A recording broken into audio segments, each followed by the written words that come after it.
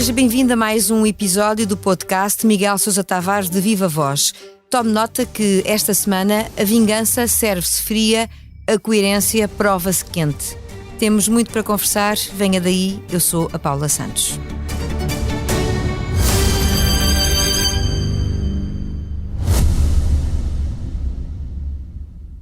Subscrever o Expresso é ter acesso à melhor informação, a uma vasta oferta de conteúdos exclusivos e à opinião de referência. Subscrever o Expresso é tornar-se membro do nosso clube, poder ser voz ativa de uma comunidade informada e beneficiar de vantagens exclusivas. Subscreva o Expresso em expresso.pt/digital. Expresso. Liberdade para pensar. Ora viva, Miguel. Olá, Paula. Começamos pelas declarações feitas pelo Primeiro-Ministro em exercício antes e durante uma entrevista que deu à TVI CNN. E antes de seguirmos, e já lá iremos, para o conteúdo, vamos à forma, que é como quem diz, à segurança discursiva que António Costa deixou de transparecer, estou a citar a sua opinião, na crónica do Expresso. O Miguel considera que Costa mostrou porque é que todos os outros parecem terceiras escolhas ao pé dele. E neste lote inclui os potenciais sucessores no PS e o líder do maior partido da oposição. Exatamente. Eu acho que ficou à vista toda a gente, assim como ficou à vista toda a gente que de facto nós vamos para pior, seja qual for o desfecho, quer da eleição interna do PS este fim de semana, quer depois do desfecho da batalha eleitoral de 10 de março. Nenhum dos candidatos a suceder António Costa está mais bem preparado do que ele. Nenhum conhece os dossiês tão bem como ele e nenhum tem uma reflexão sobre os problemas do país tão boa quanto a dele. Isso não quer dizer que Costa tenha sido um excepcional primeiro-ministro, mas como eu já aqui disse, eu acho que ele foi um bom gestor das conjunturas, faltou-lhe uma visão de longo prazo sobre Portugal. De certa forma talvez começasse a tê-la agora, por exemplo, a criação do chamado Fundo Medina, com o superávit daquilo que sobrava do orçamento, da execução orçamental, talvez já desse uma pista para aquilo que António Costa pensava relativamente ao futuro do país, onde é que o país devia investir, o que é que devia fazer diferente, mas foi tarde para o país, foi tarde para António Costa. De qualquer maneira, como eu disse, isso viu-se durante a pandemia, viu-se na gestão de pós-crise, quando herdou o país com vários problemas, quer a nível da sustentabilidade do sistema financeiro, etc., que António Costa foi muito bom a gerir a conjuntura e nós vamos por outra vez para uma conjuntura complicada e ele era de facto quem estava melhor preparado. Para mim isso tornou-se evidente na entrevista que deu ao país, onde até em dossiês complicados como o aparente descontrole do sistema do SNS, ele foi capaz de explicar o que é que está em causa, porque é que os problemas estão a acontecer e qual é a solução que ele antevê a médio prazo, como é que ele vê que em 3, 4 anos os problemas poderão estar a começar a ficar resolvidos. Em tudo isso ele mostrou uma grande segurança que de facto eu não vejo a nível dos outros candidatos. Mas isso também não será fruto de uma experiência de 8 anos à frente do governo? É evidente, mas pronto, mas a experiência é um valor. Quando se trata de escolher quem é que nos vai governar, não quer dizer que quem tenha experiência seja sempre melhor, porque senão também não havia alternância, mas neste caso a experiência de António Costa na condução do país não é suplantada por nada que apareça como alternativa. Quer dizer, o que eu vejo como alternativa são apenas slogans e slogans de uma oposição ou de alternativas que são fáceis de enunciar, mas que de facto quando nós olhamos para as coisas elas não se concretizam em nada de palpável. Passemos então ao discurso. Recados à Procuradora-Geral da República e ao Presidente não faltaram e o tom de campanha também não. À medida que o tempo passa depois da demissão, António Costa parece recuperar a confiança e quer mostrar que está em forma para os combates políticos que se aproximam, sejam eles quais forem, Miguel.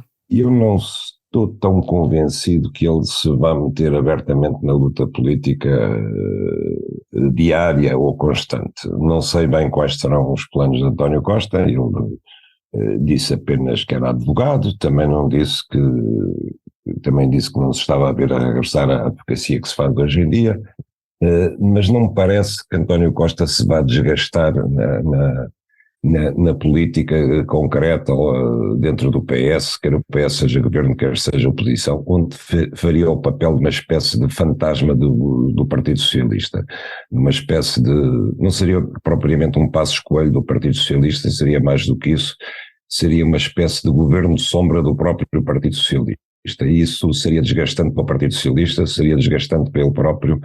Eu creio que ele terá talvez algum papel na campanha eleitoral, ele disse, se for chamado a isso por quem vier a ser o secretário-geral do Partido Socialista, mas mesmo esse papel não será muito relevante e depois disso eu creio que ele se apagará, ficará assim como, não sei, uma reserva dele próprio, uma reserva do Partido Socialista, uma reserva do país a pairar e a pensar o que é que vai fazer até lá. Quando eu falava em combates políticos, referíamos justamente às campanhas, nomeadamente a próxima campanha para as legislativas, a seguinte para as europeias e eventualmente aquelas em que ele próprio entenda, em função do desfecho do processo na justiça, que pode vir a desencadear. Pois, esse desfecho é muito importante. Eu defendi que não há nada que impeça o Ministério Público de ter uma conclusão das tais suspeitas que lançou publicamente sobre António Costa esclarecidas até o dia 10 de março. Aliás, acho que isso seria um contributo indispensável para a clarificação da situação política, porque uma coisa é termos um partido que concorre a eleições depois do seu governo ter sido derrubado por suspeitas de corrupção sobre o primeiro-ministro, outra coisa é termos esse mesmo partido com essas suspeitas limpas na praça pública. E, portanto, desse desfecho também depende muito daquilo que será, a médio prazo, o papel que António Costa se reserva para si mesmo e para a política portuguesa. Passemos ao tema seguinte, recorrendo a mais uma frase sua na sua crónica e que remete para o terreno do futebol. Em tempos, Pimenta Machado, ex-presidente do Vitória de Guimarães, disse sobre o futebol que o que hoje é verdade amanhã pode ser mentira. E isto aplica-se, por exemplo, ao ainda Ministro da Educação, que surpreendentemente, ou talvez não, Miguel, mudou de ideias em relação à recuperação do tempo de serviço dos professores. Para mim foi surpreendente, porque, embora já esteja aqui há muitos anos, já tenha visto muitas coisas, ainda não vi um porco andar de bicicleta, como dizia Pinto Costa, mas também não estava à espera de ver um ministro que andou durante 2 anos a explicar aos professores, aos sindicatos de professores, e a explicar ao país que não havia capacidade financeira para pagar aquilo que os professores reivindicavam, agora de vir dizer que sim, talvez, é possível que sim. E depois explicar que uma coisa era ele, João Costa, Ministro da Educação no governo de António Costa, outra coisa é ele, João Costa, cidadão e apoiante de Pedro Nuno Santos, que podem ter ideias completamente diferentes. Ora, isto é tudo aquilo que francamente eu abomino na política e penso que a maioria dos portugueses também. Aquilo que eu abomino na política é que a pessoa tenha na política ideias que são diferentes daquelas que tem enquanto cidadão. Que uma pessoa pensa uma coisa enquanto é político e pensa outra enquanto é cidadão.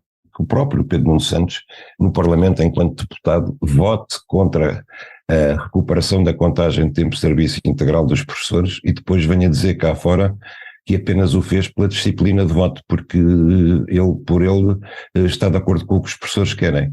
Eu não consigo perceber isto, sinceramente. Não sei se é porque nunca, de facto, estive na política, porque nunca estive submetido a obediências de voto ditadas de cima para baixo sobre a minha consciência, mas é tudo aquilo que eu acho que torna a política um exercício de, às vezes, um exercício de hipocrisia que se torna incompreensível, insustentável e que nos faz perder o respeito por alguns políticos e por algumas jogadas de política. Não fica por aqui as referências a João Costa. O ministro que tutela a educação foi confrontado com os resultados dos alunos portugueses no PISA, que não foram bons, e justifica com o efeito da pandemia, mas os dados mostram que há mais do que isso. Claro que há mais do que isso. Primeiro, todos os países da OCDE sofreram com a pandemia e os resultados do PISA mostram. Mas Portugal sofreu mais e começou a sofrer antes de haver pandemia.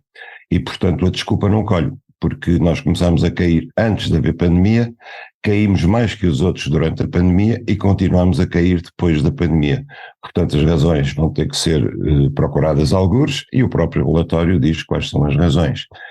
Diz que as razões têm que ver com a abolição de exames a meio do curso inicial e tem que ver com a ausência de aulas. Fundamentalmente é isto. E neste ponto, o da desvalorização dos dados, curiosamente João Costa e Mário Nogueira da FENPROF estão em sintonia, o que não deixa de ser pouco tradicional.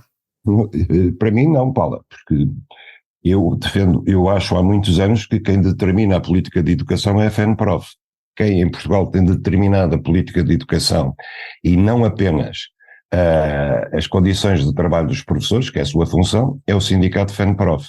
A FENPROF, que como organização sindical teria que se meter apenas nas condições de trabalho dos que representa, das pessoas que representa, de facto mete-se nas questões de ensino, e por isso tivemos Mário Nogueira a comentar os resultados do PISA como se ele fosse um pedagogo da educação e como se as questões de educação, que são questões políticas, fossem da alçada do sindicato dos professores. Portanto, a mim não me surpreendeu nada, e o comentário de Mário Nogueira é de facto eloquente, quer dizer, diz ele que o PISA avalia conhecimentos, mas não avalia a qualidade da informação, ou seja, que o PISA se limita, isto é textual, diz Mário Nogueira, se limita a avaliar o que é que os alunos sabem em matemática, em português e em ciências. Logo, a qualidade daquilo que também é apreendido, não é verdade? Ou não? Paulo, é por isso que os pais põem os filhos nas escolas, é para eles aprenderem a matemática, inglês e ciências justamente, e o resto não é com certeza para a qualidade do ensino, como diz Mário Nogueira, que é uma noção abstrata que eu não sei o que seja. Agora, quando um pai põe um filho na escola, ele quer que ele aprenda as disciplinas que são essenciais para a sua vida futura. O PSD já disse, e Luís Montenegro tem sido criticado por isso, que vai criar um grupo de trabalho para estudar as propostas da Comissão Técnica Independente para a localização do novo aeroporto. Uma decisão que lhe levanta várias dúvidas. A minha é toda a gente. Primeiro porque Luís Montenegro aceitou, negociou e acordou com António Costa que haveria uma Comissão Técnica Independente cujas conclusões, porque a comissão era técnica e porque era independente e porque ia ter um ano para fazer o trabalho, finalmente, que essas conclusões seriam aceitas depois pelo poder político, fosse o PS, fosse o PSC, fosse quem tivesse que decidir. Não iriam ser contestadas do ponto de vista técnico outra vez.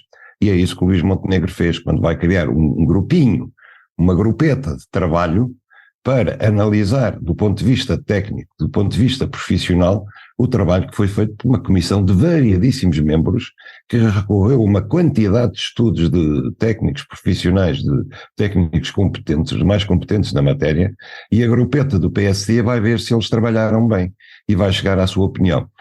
Ora, essa grupeta de trabalho do PSD é presidida desde logo por Miguel Pinto Luz, que é um adversário mais ou menos declarado, eu acho que é declarado, da solução Alcochete, e agora foram buscar um advogado ligado ao PSD, a quem deram um mandato extraordinário, que era ver se a concessionária do aeroporto, a ANA, a Vinci, estará de acordo com a solução Alcochete. Porque se não estiver de acordo com a solução Alcochete, e se só quiser a solução Montijo, então o PSD passa a alinhar com o concessionário na solução Montijo.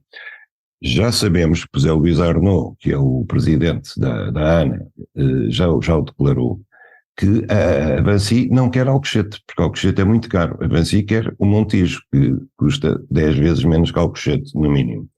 E, portanto, já se sabe que a Vinci não vai querer Alcochete, vai querer o Montijo, apesar do Montijo ter ficado em último lugar no relatório da Comissão Técnica Independente. Além do mais, porque é uma pista que não serve para os voos de longo curso. Ora bem, isto é extraordinário, porque temos aqui o PSD que não só está disposto a contestar todo o trabalho da Comissão Técnica, como também está disposto a alinhar previamente naquilo que for o interesse da concessionária e não naquilo que for o interesse público, o interesse do país. E neste ponto está de acordo com as críticas que têm sido feitas por Pedro Nuno Santos, nomeadamente na necessidade de se decidir e não se adiar mais uma vez este processo.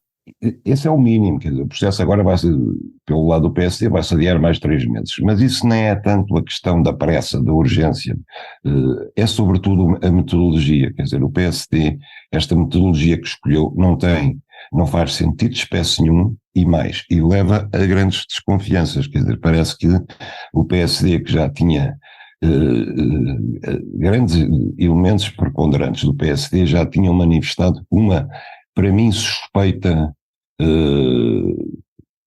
tendência para aceitarem que Santarém era a melhor solução. Agora, de repente, parece que estão predispostos a aceitar também o Montijo.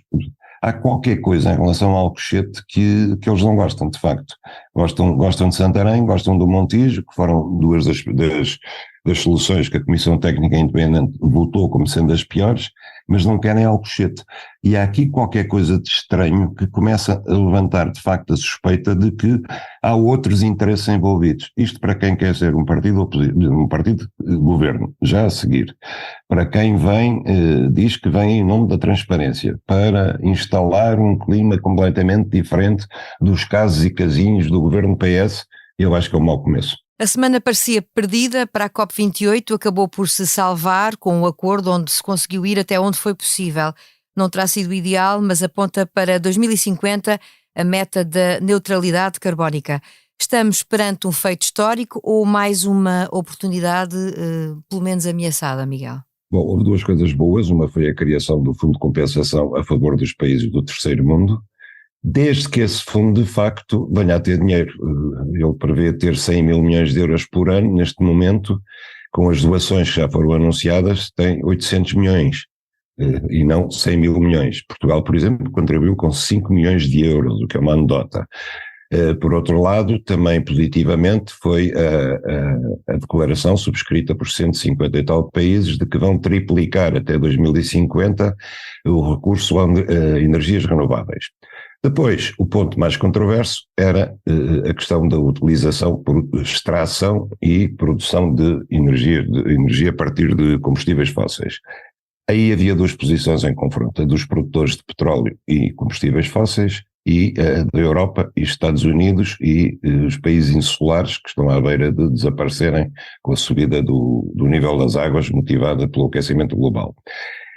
Os primeiros queriam que nada se dissesse acerca disso. Os segundos queriam estabelecer até 2050 a proibição de se continuar a extrair energias fósseis, nomeadamente o petróleo. Ficou-se pelo meio termo, que é dizer que até 2050 se caminhará no sentido de terminar com a produção de energias fósseis, mas não ficou a proibição estabelecida, nem ficaram estabelecidas sanções para aqueles que não o fizerem. Portanto, agora vai depender da execução e, no fundo, da consciência individual e da vontade de cada um. Aqui chegados, chegou o momento de passarmos para o improviso. Rui Rio está na primeira página do Jornal de Notícias, onde deu entrevista a sugerir a demissão da Procuradora-Geral da República. É longo o rol de críticas que faz ao processo influencer, mas o ex-líder do PSD vai mais longe ainda sobre o funcionamento do Ministério Público. Ideias que, de resto, Miguel, estão em sintonia com muitas das observações que já aqui deixou. Estão, eu aliás subscrevo do princípio ao fim a entrevista que o Rui Rio deu. E deixe-me dizer-lhe uma coisa, Rui Rio tem sido muito injustiçado nesta questão. Ainda há dias, na entrevista que eu citei de António Costa disse que Rui Rio queria acabar com a independência e com a autonomia do Ministério Público, quando apresentou as suas propostas, quando era presidente do PSD. Isso não é verdade. Isso não é simplesmente verdade. Rui Rio queria alterar a composição do Conselho Superior do Ministério Público de modo a que eles deixassem, de modo a que os próprios procuradores deixassem ter maioria, porque assim não há nenhum órgão que fiscalize a atuação do Ministério Público. O único que há autofiscaliza-se porque eles estão em maioria. Isto não acontece, por exemplo, com os juízes no Conselho Superior da Magistratura, onde os magistrados judiciais não estão em maioria, só estão no Conselho Superior do Ministério Público. E toda a gente, desde o Partido Socialista até aos comentadores políticos, até aos jornalistas, até ao próprio Ministério Público, assumiu que Rui Rio queria substituir os procuradores a nomear por políticos. Isto não é verdade. Não é verdade. Porquê é que partiram desse princípio? Ele queria simplesmente que a composição maioritária do Ministério Público não integrasse procuradores.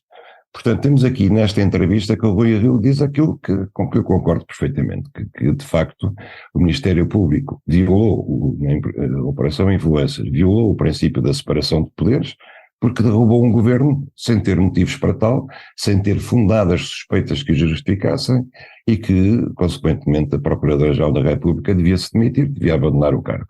Porque senão eles são inimputáveis de facto e funcionam em roda livre, e dá exemplos, por exemplo, quando ele diz que uma Presidente de Câmara, que foi Luísa Salgueiro, teve um processo de crime por ter nomeado uma chefe de gabinete sem concurso público, ele tem toda a razão. Quer dizer, será que a chefe de gabinete ou a secretária pessoal da Procuradora-Geral da República foi nomeada com concurso público? Como é que se pode considerar crime que um cargo político, o titular de um cargo político, escolha para quem vai trabalhar intimamente com ele, da sua confiança pessoal, tenha que o fazer por concurso público? Isto cabe na cabeça de alguém. Isto não cabe na cabeça de ninguém. Como também não cabe na cabeça de ninguém, e Rui Rio fala disso, que um membro do governo, um ministro, no caso João Galamba, tenha estado 4 anos sob escuta telefónica. Isto não é admissível. Não é pura e simplesmente admissível.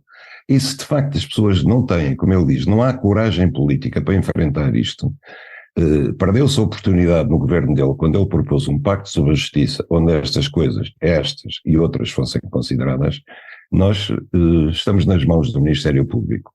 E é possível que aconteça a qualquer cidadão aquilo que aconteceu a Rui Rio, que é entrarem por casa adentro às 8 da manhã, porque ele era susposto de um crime que era misturar contas do partido com contas da Assembleia, que era uma coisa que todos os partidos faziam e fazem há 40 anos. Portanto, eu recomendo a leitura da entrevista de Rui Rio, porque talvez se abram os olhos a algumas pessoas. A vingança serve-se fria, a coerência prova-se quente. Para a semana voltamos com mais um episódio do podcast Miguel Sousa Tavares de Viva Voz. A sonoplastia desta conversa esteve a cargo do João Martins.